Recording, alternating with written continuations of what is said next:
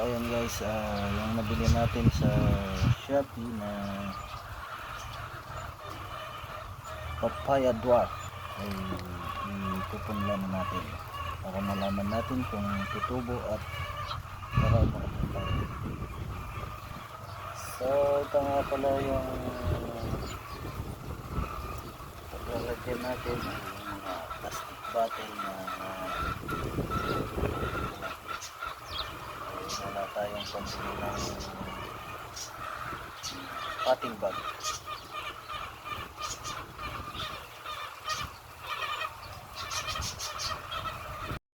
Hello mga ka-agri, ito na po pala yung papaya, 48 days ito na siya kalaki yung galing sa Shopee. Ngayon ay ita-transplant ko na para malaman natin kung maganda ba ang ibubunga. Dito ko nga tatanim sa may gilid ng bukid. Ayan, ayan, nagbutas na ako. Ayan,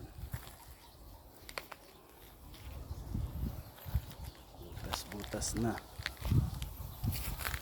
Yung dalawang supot nga pala na nakuha ko ay siyam yung tumubo. So ngayon ay tatanim na natin.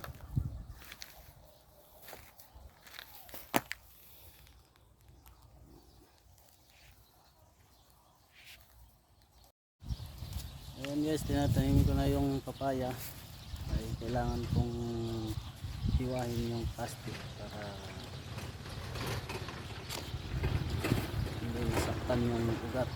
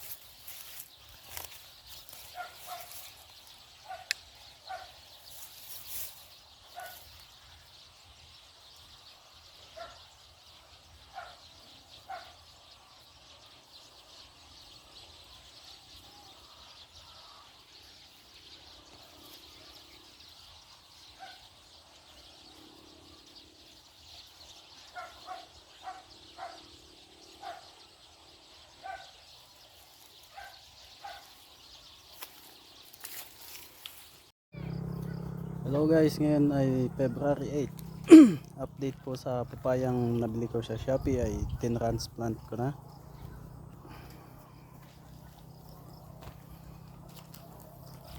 Tinanim ko siya dito sa may gilid ng bukid. Ayan.